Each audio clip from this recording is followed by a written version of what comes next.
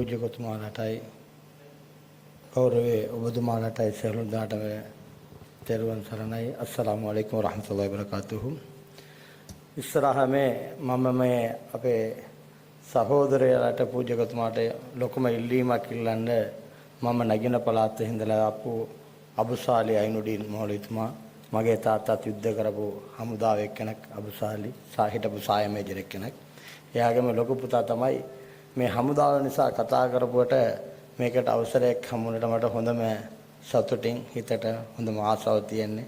ඒ නිසා මම සුළු වෙලාවක් කතා කරන්න ඇවිල්ලා ඉන්නේ. පුරුදුච්ච සිංහල තමයි ඉගෙනගත සිංහලයක් නේ. ඒකයි අපේ රටේ තිබිච්ච කර්මයක් තමයි අන්ධවාදීන්ගේ කර්මයක් තමයි. අපේ නැගින පළාතේ මඩකලපේ ඕටමාවඩි ඒ පාලම හරහා තිබිච්ච ඒ කාලේ මම පොඩි කාලේ තේරුම් ගත්තේ සිංහල ඉස්කෝලේ තිබිච්ච පන්සලේ තිබිච්ච යුද්ධ කරනකොට කොටි ඇවිල්ලා ගහනකොට සිංහල මිනිස්සු මරාගෙන මරනවා, කපනවා, කොටනවා, ඔළුවෙන් ගහනවා, වෙඩි දානවා. එතකොට ඒ හිටපු සිංහලේ ඉස්කෝලේ හිටපු ගුරුවරලා සිංහල ජනතාවලා නැගින පළාතේ ඉඳලා අයින් වුණා. එතකොට මට අපේ මුස්ලිම් ජනතාවට විතරයි නෙවෙයි තමිල් ජනතාවටයි ලොකුම අර කරුමයක් තමයි සාබයක් තමයි අපේ ලංකාව තියෙන සිංහල භාෂාව ඉගෙන ගන්න බැරි වුණා. ඒක තාමේ දුකේ මට ලැබෙනවා. ඒ නිසා මගේ පුතාට සිංහල ඉගෙන ගන්න ඕනේ කියලා අපේ ලංකාව භාෂාව ඉගෙන ගන්න ඕන කියලා මම සැහැණ මාන්සි වෙනවා. ඒක කරනවා. ඒක තාමත් පුතාට තමයි සිංහල ලියුමක් આવත් මම කියලා තේරුම් ගන්න ඕ ලෙවල් විභාග ලියන්නේ ඉන්නේ මේ කාලේ.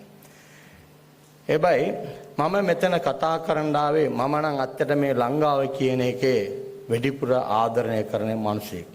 මම පූජකරු. මට දේශපාලනය වැඩක් නැහැ.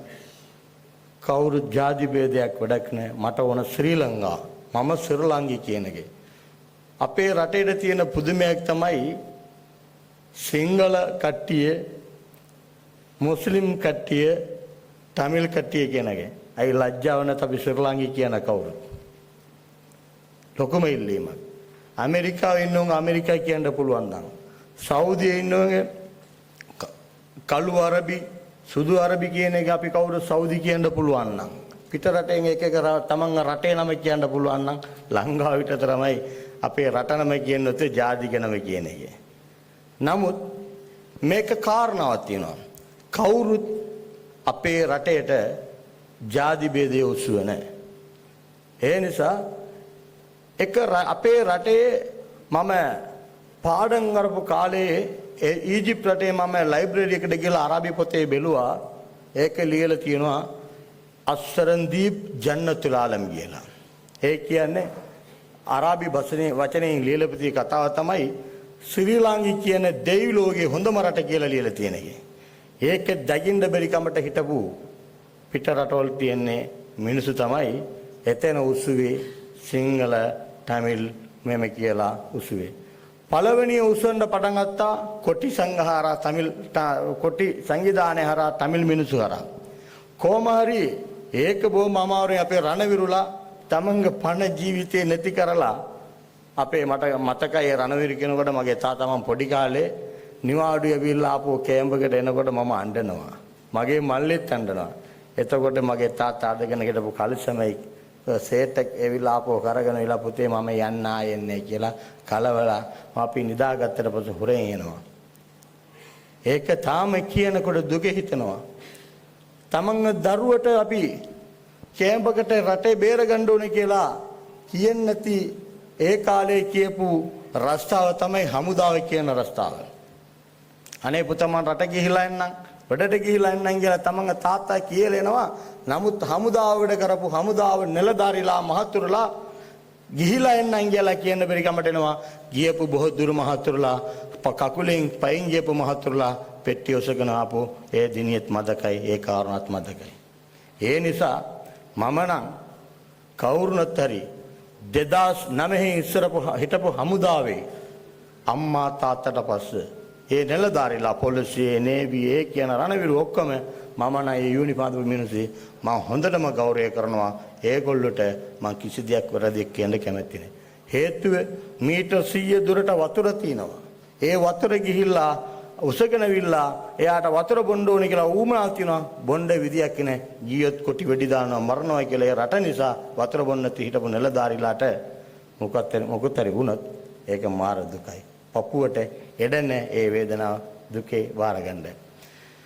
ඒ වාගේ තමයි කොහොම හරි ඒ හමුදාවෙන් යවරච කර ගමන් දෙවෙනි එකක් හම්බුණා අපේ ලංකාවට සහරාන්ටින් කියලා ලොකුම නායකවරු. අපේ ඒ කාලේ සහරාන්ට ඉස්සරලා අපේ ලංකාවට හාමුදුරුලා නැද්ද ලංකාවට? සහරාන්ට ඉස්සරලා මුස්ලිම් මෞලවිතුමාලා නැද්ද ලංකාවට? මුස්ලිම් ජනතාව කියන එක අන්ධවාදීද කියලා අපිට ඉල්ලීමක් ඇවිල්ලා තියෙනවා. මුස්ලිම් ජනතාව කියන්නේ රාෂ්ට්‍රවාදීද අන්ධවාදීද කියලා. රාෂ්ට්‍රවාදී අන්ධවාදී නම් ඒ කාලේ ඉඳලාම හාමුදුරුලාටයි මෞලවිතුමාලාටයි විරුද්ධවට ඒ ජාති දෙකටම රණ්ඩු වෙන්න තිබ්බා. එහෙම ආව නැහැ. ඒක ළඟදි තමයි 2016 ඉන් පස්සේ තමයි 15 ඉඳන්ම ඒක පටන් ගත්තේ. එහෙමනම් මුස්ලිම් නීතිය අන්ධවාදී නීතියද? එතකොට එහෙමනම් කුර්ආනයෙන් කියලා තියෙන අන්ධවාදීද? ඉස්සරම අපේ ගෞරේ මහතුරුලා දැනගන්න ඕනේ, තේරුම් ගන්න ඕනේ. ඉස්ලාම් කියන එකේ සාමය සමාදානයේ ගෞරවයේ සමතුමේ ආගමයක්. කාටොත් හරියට ඉන්න ඕනේ. කාටොත් hina වෙලා ඉන්න ඕනේ. එතකොට සහරාන් කියන එක මුස්ලිම් නම් අයි ඌ විතරයි කොටන්න ඕන, කපන්න ඕන, පුපුරන්න ඕන කියලා පුපුරන්නේ. එතකොට ඌ මුස්ලිම් නැද්ද? එතන තමයි ලොකම ප්‍රශ්නයක් තියෙන්නේ. සහරාම් කියන පුජ්‍යලයා මුස්ලිම් තමයි. නමුත් ඌ අතට අල්ලගත්තේ නීතිය මුස්ලිම් නීතියක් නෙවෙයි. ඒ කොටන්න ඕන, වෙඩි දාන්න ඕන, මරන්න ඕන, මිනිස්සුව කපන්න ඕන කියලා ඒ නීතිය තිබ්බනම් මුස්ලිම් නීතිය කියලා ඒ කාලේ ඉඳලා එමෙ මුස්ලිම් ජනතාවටයි සිංහල ජනතාවට තමිල් ජනතාවට ඒක එනවා. එහෙමනම් මුස්ලිම් කියන සහරාන්ට ඇවිල්ලා තිබිච්ච වහාබ් නීතිය. වහාබ් නීතිය කියන එක මොනවද කියලා අපි තේරුම් ගන්න ඕනේ. වහාබ් නීතිය කියන එක සෞදි රජහුරුලා දිගටම රජේ ආණ්ඩු කරන්න ඕනේ කියලා තමන්ගේ ආණ්ඩුවේ පරිසම් කරන්න ඕනේ කියලා අබ්දුල් වහාබ් කියන සාතානීය මිනිස්සු ගෙනල්ලා ලියපු නීතිය තමයි ඒ නීතිය. ඒ නීතිය තමයි මිනිසුන්ගේ වෙල්ල කපන්න ඕනේ. ඒ නීතිය මිනිසුන් අත කපන්න ඕනේ. ඒ නීතිය තමයි අනිත් මිනිසුන් ආගමට වීලු කරන්න ඕනේ. අනිත් මිනිසුන් ආගමේ තියන්නේ දෙවියන්ට කල් වලින් ගහන්න ඕනේ, කොටන්න ඕනේ, කපන්න ඕනේ කියලා. එතකොට ඒකම කියලා එහෙම ඇවිල්ලා ඒගොල්ලෝ කතා කරනකොට ඒ වැඩේ කරනකොට තමන්ගේ ජෙනරේෂන් කාලේ ඉන්න සිංහල ජනතාව, තමිල් ජනතාව දැනගත්තා ඒක කියන්නේ මුස්ලිම් නීතිය කියලා. හැබැයි කවුරුත් ඒක මුස්ලිම් නීතිය කියලා කියන්නේ. ඒකේ කියන වහාබ් නීතිය කියලා. වහාබ් නීතිය පිළිගන්න නිසා ඒක ලංකාවට විතර නෙවෙයි මුළු ලෝකෙම ඉන්නේ වහාබ් කට්ටිය ඔක්කොම අන්ධවාදීලා තමයි. ඒගොල්ලෝ රාෂ්ට්‍රවාදී තමයි. ඒක මම බය නැතුව කියනවා. දැන් ලෝකෙම ගිනි උකුරන්නේ, ගිනි පත්තු කරන්නේ, මිනිස්සු මරන කවුද? අන්ධවාදීලා. ඒ අන්ධවාදීලා වහාබ් නීතිය. වහාබ් නීතිය ලංකාවට තාම තියෙනවා. තාම ඒ නීතිය පිළිගන්න මිනිස්සු ඉන්නවා. එතකොට ඒගොල්ලෝ මුස්ලිම් වුණාට ඒක අන්ධවාදී තමයි. වහාබ් නීතිය කියන එක කාටවත් පොරොන්දු වෙන්නේ නෙවෙයි. එතකොට මම වහාබ් නීතිය අන්ධවාදී කියනවා නම් එතකොට මම සිංහලද? එතකොට මම තමිල්ද? නෑ. මුස්ලිම් එක්කෙනෙක් තමයි. අද කියන්න පුළුවන් මොකද හරි කතාවකට ඇවිල්ලා කියනවා කියලා. හැබැයි එහෙමනම් මං 2016 මේ සහරාන් පණපිටියේ ඉන්නකොට මෙම නඩු දැම්මා වාලච්චේන උසාවියට ඌ අන්ධවාදී කියලා. ඌ රාෂ්ට්‍රවාදී කියලා දැනගත්තා. ඒක කාරණාව මම කියන්නේ සහරාන් කියන එක මෙයා කරා, මෙයා කියලා, මෙතුමා කරලා, මෙතුම මුලමහමකාරය මෙයා කියලා තමයි කරා කියලා මම නම් ඒක ඔප්පු වෙන්න කැමති නෑ. අයි දන්නවද? මම 2016 මේ සහරාන් අන්ධවාදී කියලා නඩු දාපු මිනිහෙක් නේ. ඒ නඩු දිනලා තියෙන්නේ. ඒ නඩු ජනවාරි මාසයේ 27 වෙනිදා දිනු. ඒ පොතේ තියෙන ඕනත් කාටවත් දෙන්න පුළුවන්. අපිට මුස්ලිම් මහස්තුමා හිටියා ඒකත් එපා කියලා ඒකට සැහැන්න උදව් කරා. ඒ කාලේ මගේ කතාව හිරුටි වලට කතා කරලා අපේ ගෞරවයේ මගේ සහෝදරේ ගලගොඩත් ඥානතර හාමුදුරනේ මකට ඒකට ලොකු උදව්වක් කරා. එන පාරේ පෙන්වලා දුන්නා. එහෙමනම් මම මුස්ලිම් අපේ හාමුදුරනේ මුස්ලිම් අන්ධවාදී කියලා හිතනවා නම් මට ඒක කියලා දෙන්න ඕන නැහැ. නීති අනුකූල නීති මාර්ගයේ යන වැඩේ මට කියලා දුන්නා. ඒ විදියෙම ගියා. එතකොට අපි කිව්වා නන් මුස්ලිම් මහේස්තුමාක් කෙනෙක් ඕන කියලා අධිකරණයකට ඕන කියලා ලියුමක් කිව්වා. එතකොට කරුණාහරන් මහේස්තුමායි කියලා එක්කෙනෙක් හොඳම මිනිහෙක් අපිට ඇවිල්ලා හරියට බලලා අපි හිතපු දුකේ නිසා බලලා ඒකට අපි හොඳ නීතියක් ලැබිනා. පාරම්පරික මිනිස්සු ඉන්නවා. මුස්ලිම් පාරම්පරික මිනිස්සු ඉන්නවා. සිංහල අහිංසක මිනිස්සු ඉන්නවා. දමිළ අහිංසක මිනිස්සු ඉන්නවා. ඒගොල්ලොට එයාලා ඒ වාගේ වැඩ කරේ. මගේ ගෙදරට ඇවිල්ලා යුද්ධය වලට පස්සේ වෙඩි දාලා ගියා. මගේ ගෙදරට ඇවිල්ලා මට වෙඩි දාන්න කියලා ගියාන යුද්ධේ පෙරබාහරන් මරුණා නම් 2009 පස්සේ කොටි නැති වුණා නම් මගේ ගෙදරට ඇවිල්ලා මුස්ලිම් සනිකර මුස්ලිම් ගම්මානේ වෙඩි දුන්නා කවුද? බණ්ඩාරද නැත්නම් මේ ඥානස්වරම්ද? හේත් අහමද් කියන එක්කෙනෙක් තමයි. එතකොට එයා මුස්ලිම් වුණට මම ඒකට පෙමිලියක් දාලා තියෙන්නේ. ඒ මුස්ලිම් වුණට ඌග ඔළුවට කියලා දුන්නා වහාබ් නීතිය. ඒ වහාබ් නීතිය නිසා තමයි ඒ මොනේ. සහරන් කියන එක කවුද? ඒ පොඩි කාලේ පට්ට බය වෙන පොඩි එක්කන බය කාලේ බයට තිබිච්ච එක. ඒ මිනිස්සේ පුත්තලම හාසිමි ආගම ඉස්කෝලේකට ගිහලා හාසිමියාකට ගිහිල්ලා වහාබ් නීතිය දෙනගත්තට පස්සේ තමයි ඌ එච්චර දුරට ගියේ. එච්චර දුරට මිනිස්සු මරන්න ගියේ. අපේ ආගම කියලා තියෙන්නේ නිකන්වත් මිනිස්සු කියනට මරන්න එපා, නිකන්වත් සතා ඕගොල්ලෝ කන්නතුවේ මරන්න එපා කියලා විනාශ කරන්න එපා කියලා අපේ ආගම කියලා තියෙන්නේ. ඒ වාගේ කියපු පූජගුරු නම තියාගෙන ඇවිල්ලා ඒ වැඩේ කරනනම් ඒක මුස්ලිම් ආගම වැඩක් නෙවෙයි. ඒක වහාබ් නීතිය. අපිට මම දැන් අපේ ගරු මහත්මයාලට ඉල්ලීමක් ඉල්ලන්න හදන්නේ 1990 කාලේ ඉඳලා අපේ ගම්මානයේට පටන් ගත්තා වහාබ් නීතිය. ආය කතා ඕනේ මේ මාසේ 26 වෙනිදා අපේ නබිතුමාගේ උපන්දිනය තියෙන්නේ. ඒකට විරුද්ධවට වැඩ කරන එක තමයි වහාබ් නීතිය. අපේ නබිතුමාට උපන්දිනයට විරුද්ධවට වැඩ කරනවා වහාබ් නීතිය. ඕගොල්ලෝ කවුද? අපි කවුද? අපි නිකම්ම මරලා දානවා. අපේ ඒ වහාබ් නීතිය විල්ලා තමන්ගේ තාත්තා මරුණොත් එයාට දානයක් දෙන්න ඕනේ. ඒක එපා කියලා ඒක නෑ දෙන්න ඕනේ කියලා ඒක කරුවොත් ඒක ගහනවා. එතකොට මට විලාවක තුන පොඩි විලාව දීලා තියෙන්නේ. ඒ නිසා මම කියන්නම් වහාබ් කියන මොනවද කියන අපි නම් කියන අපි ඉස්ලාම් නීතිය කියන්නේ අපි කවුරුත් ජීවිතේම කියලා. අපි කවුරුත් ජීවිතෙන්න ඕනේ කියලා. වහාබ් නීතිය කියන බෑ ඒ වාගේ තමයි ජීවිතෙන්න ඕනේ කියලා.